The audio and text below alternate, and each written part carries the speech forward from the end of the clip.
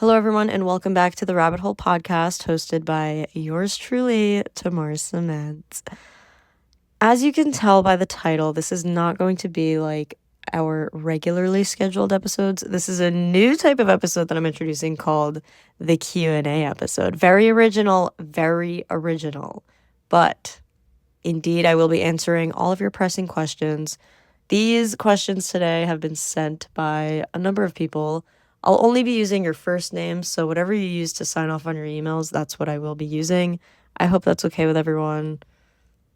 Yeah, I do have to preface by saying that I appreciate that so many people look up to me as a source of insight and information, but I do have to give a disclaimer that I am just a girl standing in front of a boy asking him to love her, but I'm really just a girl. Like, I'm not a professor, I'm not a doctor. So do with that what you will. So thank you for letting me answer your questions. I appreciate the trust. With that being said, let's jump right into it. Now you're entering the rabbit hole.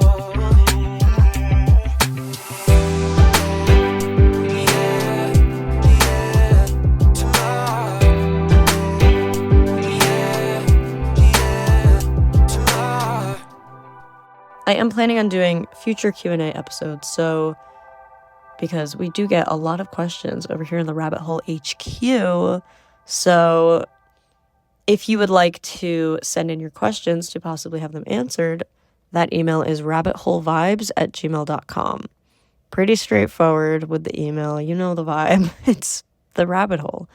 Anyways, let's jump right into the first question, which is from Anastasia. What a beautiful name. Anastasia said, I am currently working as a social media manager and digital marketer, so I am always on social media, and my whole job is following trends and analyzing why people like certain content versus others.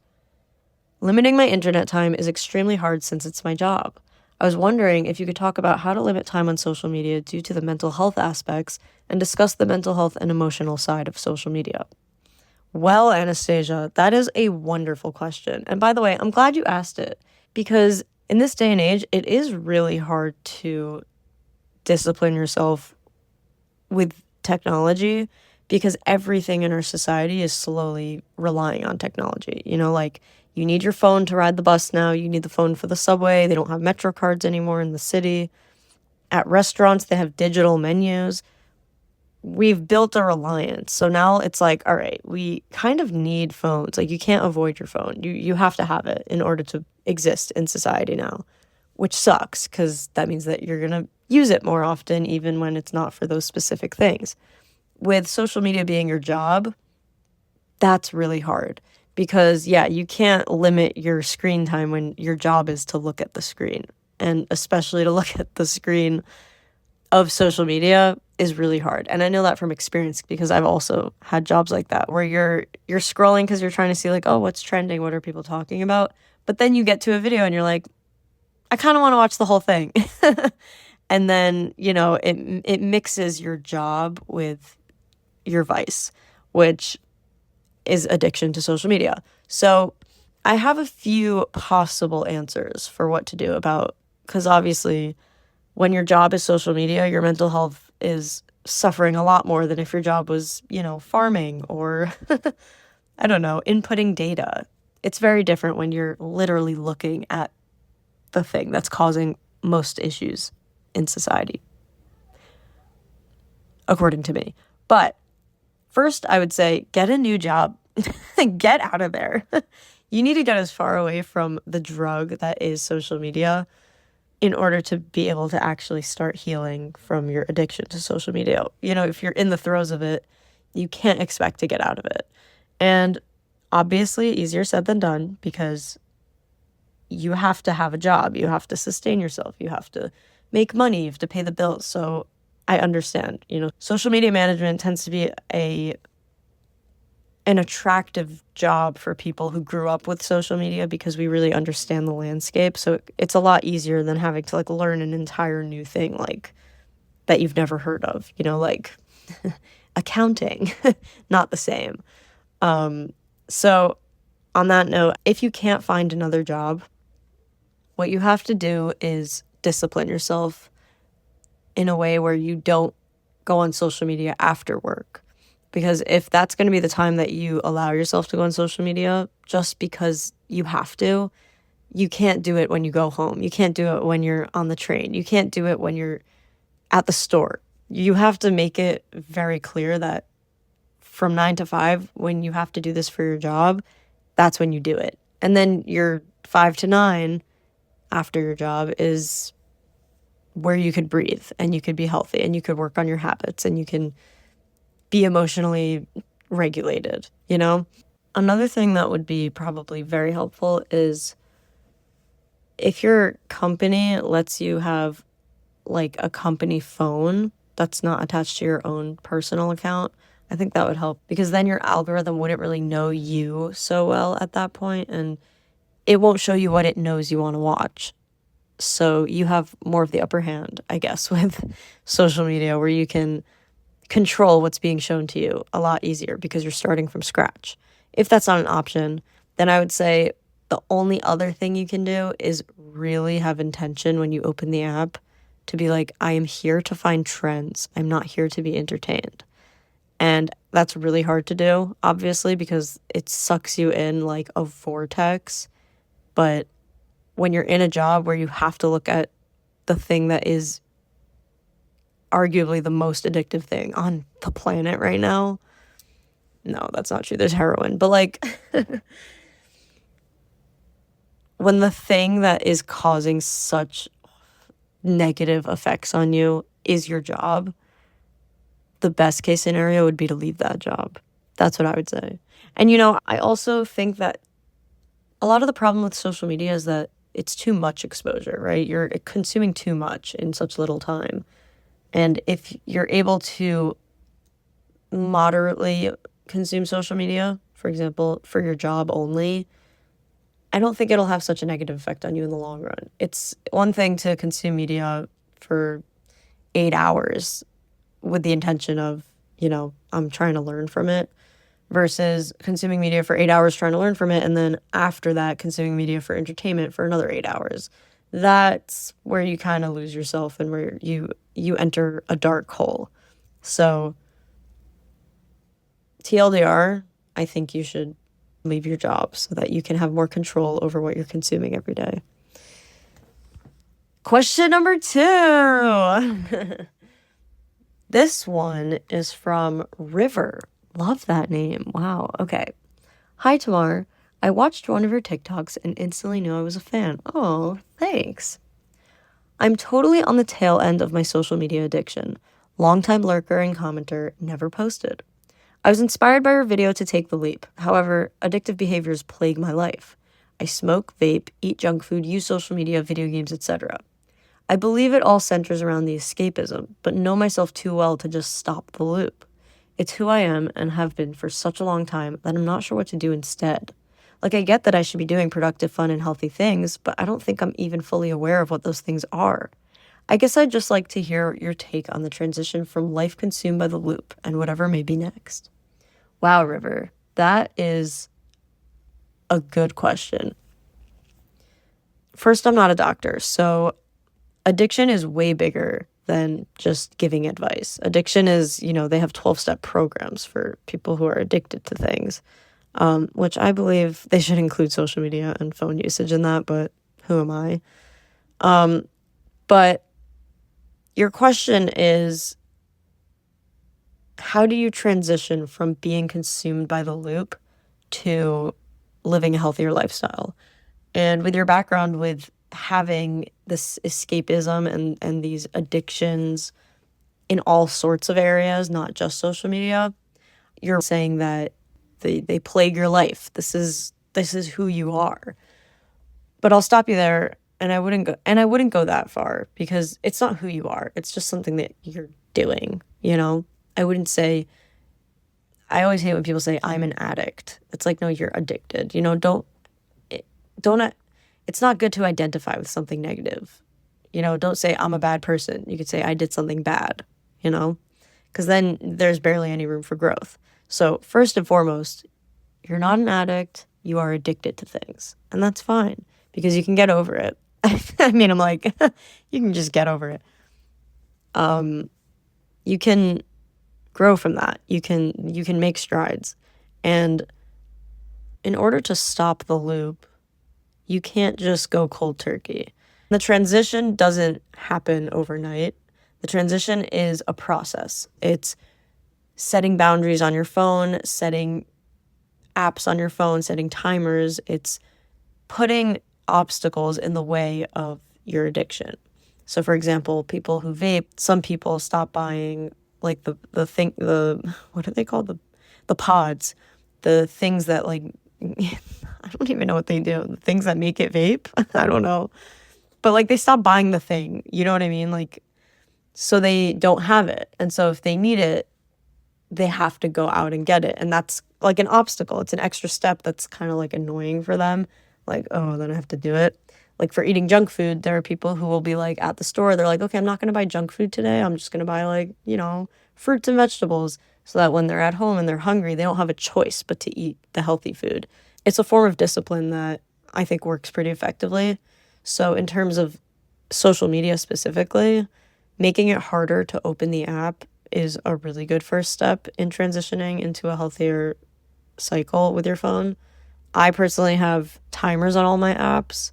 They also have a number of apps that kind of allow you to take pause before you continue entering into an app. This is not sponsored, and I am genuinely promoting this for myself because I think it's an amazing app. There's an app called 1Sec, and it's basically a block so that anytime you open a social media app, you set it up, that a screen pops up and kind of blocks you from entering for a second. But in that 1 second that you get the block, you think like, oh, why am I doing this? Like, this is such a waste of time. And that 1 second obstacle can change your entire day because most of the time you just won't continue opening it because it's such a waste of time. So I highly recommend getting that app as like a start because it really opens your eyes. It also tells you how many times you've opened that app in the last like 24 hours or whatever. And it's really eye-opening to see just how much time we waste doing nothing. Second thing I'll say is that it also depends on like why you're using social media. I know you're saying escapism, but is there anything specific that you are consuming that maybe perpetuates negative emotions that you might feel? Like if you're always comparing yourself to other people, that's something that you really need to dig deep about because you can't just be like, okay, I'm going off social media. You have to like really become secure with yourself and be like, okay, I don't care what other people are doing. Cool, you have a Lamborghini, but like I'm fine with my Toyota Camry, For me personally, it helps to have a hobby. And everyone's always like, yeah, you gotta have hobbies. You gotta like be productive. And it's easy to say that, but it's hard to actualize it. So I would say baby steps. Let's say you don't even know where to start. You mentioned you don't even know what to do instead, like because you have all these things that you spend time doing. I would say really start at the source. Like, what do you want out of your life? Genuinely, like where do you see yourself in 5, 10, 20 years from now? And does any of the things that you're doing contribute to that or not? Because most likely they're not. Social media, video games, eating junk food, smoking, like that's not going to really get you anywhere. You're not going to be propelled forward with any of those things. Maybe with social media you could, be a content creator. That's another thing. But, video games, there's no real ending to that. It'll be forever that you're doing this. And then one day you'll wake up and be like, maybe I should have started something a while ago. But it's something you have to really think about. Like, what do you want to do with your life? What do you want to gain? What do you want to learn? What do you want to grow in? What's going to help you get to where you want to be? Maybe it's that you want to, go to med school, or you want to run a marathon. You want to, like, all these specific things have very different tracks on how to get there. So once you know that, you can kind of start at square one and be like, all right, step one, apply to schools. Everything has a different set of guidelines for how to get there. You just have to discipline yourself enough to do it. And hobbies are fun because they don't really have to do with your larger goal, right? Like, it's not like your life's purpose is to finish a puzzle, but you could have your weekly goal be to finish a puzzle, and that's good enough because that gives you a replacement for scrolling and being on your phone. It's just, instead of being on my phone this week, I said my goal is I'm going to finish this 1,000-piece puzzle, so I have to spend time on that because I set that for myself. And the key there is really being able to learn how to discipline yourself, because discipline is everything when it comes to social media, because it's designed to be impossible to get off. So you really have to you really got to dig deep. And I hope this answered your question. I know it was a little all over the place. But next question is from Caleb. Caleb asks, are we born who we are, or do we become who we are? That's a question of nature versus nurture, I fear, which has been an ongoing debate in the psychology community, if I'm not mistaken. Personally, I think it's 50-50. I think some people are naturally born into who they are, and I also think that if you grow up in a really specific environment, you'll become a really specific type of person. But there's a difference between how you appear to people and what your essence is, I think. And I think your essence is natural, but how you appear is environmental. There's a documentary called Three Identical Strangers, which is obviously a true story about these three triplets, identical triplets, that were separated at birth and sent to three different households. They were adopted by three different parents. The parents never were told that they were separated at birth. They just thought they were adopting one single son, when actually it was literally they had brothers. The entire point of it was they were doing a study to see if it was nature versus nurture. It's an incredible documentary. I watched it a million times because it's just so captivating. But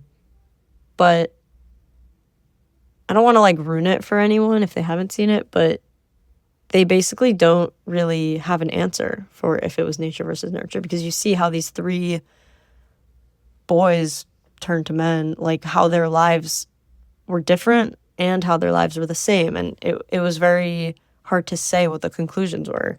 Not only that, I'm pretty sure they locked the study in a vault or something. So we don't actually know what the conclusions were. But if you watch it, you can kind of draw your own conclusions and see. And so for me, I do believe it's 50-50. My mom has always said that when a baby's born, you can tell in the early weeks of the baby's life, what kind of person the baby's going to be. If they have an attitude, if they're curious, if they're not bothered by anything. My mom always says there are really specific things where you're yeah, that's a trait. That's a character trait that person now has, and you can recognize it early on. So I do believe that there for sure is an aspect of nature. But then, you have people who grow up in really abusive situations, or people who grow up in really loving situations, and that changes the way they view the world and the way they view relationships and the way they view everything. So I personally think it's 50-50. I don't think it leans more one way or the other. This next question is from Colby. Hi, Colby. Hi. I have a theory that everyone has a flaw. What I mean by this is you're born with something that affects your life a little bit. People are born with at least one flaw that impacts our daily lives. Do you think this is accurate? I'd love to hear your opinion on this hot topic. Well, this is a hot topic. I think everyone has something. Nobody's perfect. You gotta work it again and again till you get it right. So I definitely believe that people have flaws. I guess if you're asking if every person has at least one flaw, yeah, I agree. I don't think I've ever met a perfect person other than my husband, but no, I'm joking. But yes, I agree. Everyone has at least one flaw. Some people have thousands of flaws. Some people are just a flaw. No, I'm kidding. I don't think anyone thinks there's a perfect being out there in the world. Maybe my bunny. I would say my bunny was perfect. But then again, he peed on me a bunch, so I guess that was a flaw. Yes, everyone has at least one flaw, to answer your question. All right, our next question is coming right up after the break. Do you have bad mental health? Do you want to throw your phone out the window and punch it and throw it into the ether and drown it in the ocean and crack it with a hammer and smash the screen and have it shatter everywhere because you hate scrolling on social media, but you can't stop? Boy, do I have a website for you.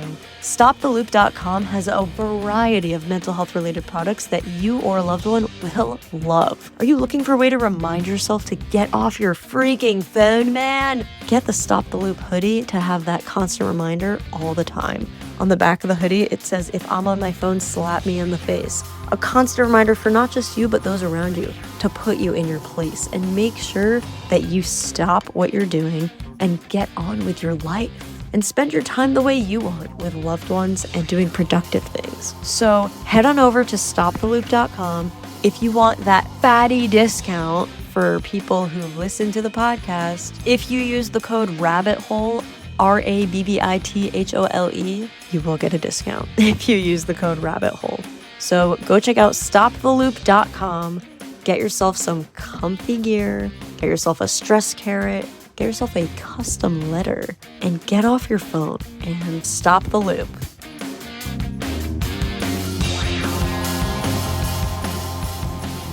All right, we are back with our questions. Let's see what we got. Our next question is from Regs. Regs asks, what's the best way to ask for help without being so obvious and feeling awkward and anxious? Well, I think you should just be awkward and anxious because if you ask something and it's awkward and anxious and the person says, wow, that's really awkward and anxious of you, that person sucks. That is literally the worst person.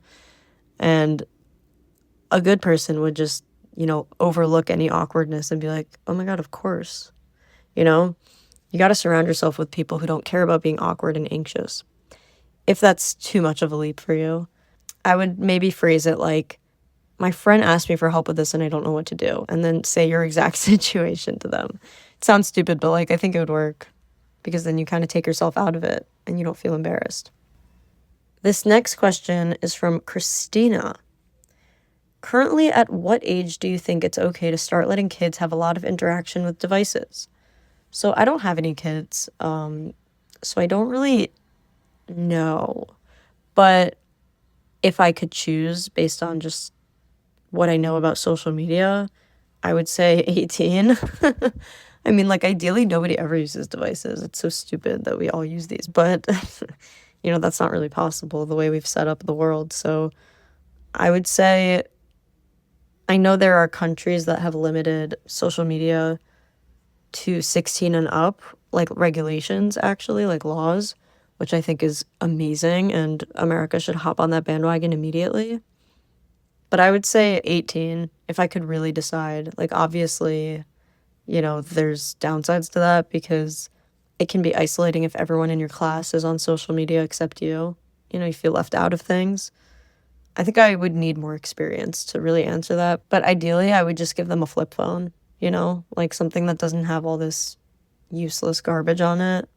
And then, if they need social media, we could talk about it. The next question is, how do you cope with numbness? That's a fantastic question. I don't. I really listen to music that perpetuates the numbness. I literally have a playlist called Numb. And, when I'm in that bad headspace, I lean into it. If I'm feeling numb for any reason, I just lean into it. And then I'm like, yeah, this sucks. But in order to get out of that, once I've accepted that I'm going to be numb, honestly, I clean. I find it very therapeutic to deep clean my whole apartment, do all the dishes, spray all the counters, bleach the whole bathroom, the whole 9 yards. That helps for some reason. This next question is from Zamina. What sort of things will you be talking about in your podcast? That's a phenomenal question and very meta. Social media, technology, Gen Z, mental health, society, and occasionally pop culture. I'm not as involved in pop culture as most people are, but there are a few things like Severance and Stranger Things and Harry Potter that I do appreciate. and have opinions on. And, it's my podcast. I can do what I want. So yeah, I guess I guess if I'm really feeling it, I could talk about it. But mostly social media, technology, Gen Z, mental health. Those are like the main things. And that brings me to the end of our Q&A. Oh, I hope that my answers helped in some way. If not, I'm sorry. Search elsewhere. But if you do want to have your question answered on a future Q&A episode, please send your questions to rabbitholevibes@gmail.com.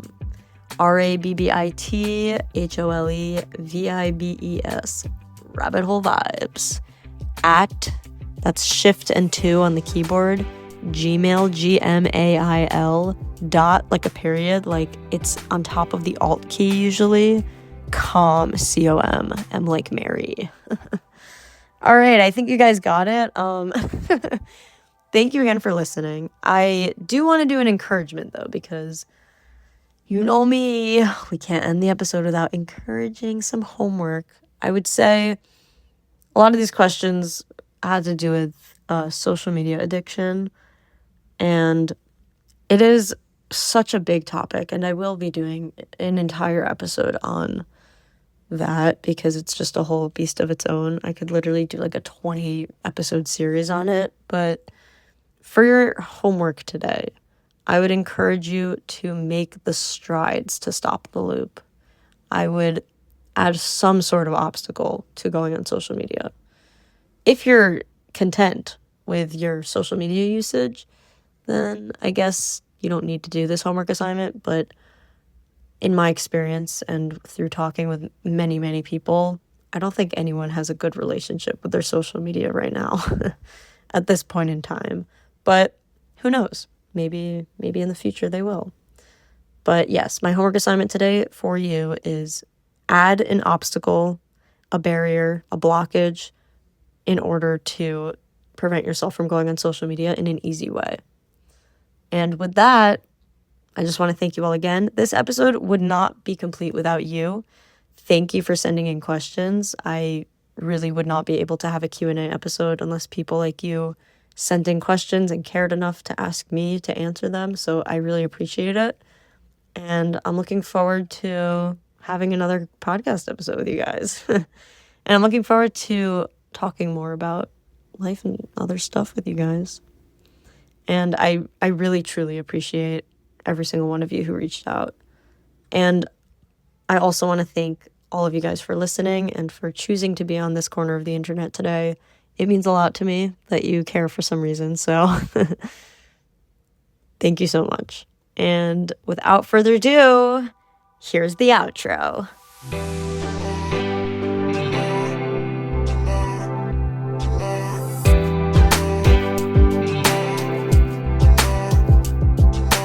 Thank you so much for tuning into The Rabbit Hole.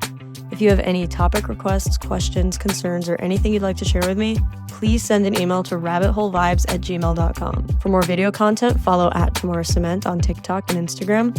And to stay in the loop, join the Discord family with the link in my bio. The Rabbit Hole is produced by yours truly, Tamara Cement, and our song is produced by Jared Jones, so go check him out. His Instagram is @JREDJONES. And a special shout out to the Detroit Lions. We love you. Thank you so much for listening, and I hope we can hang out again soon. And don't forget to wear your retainers.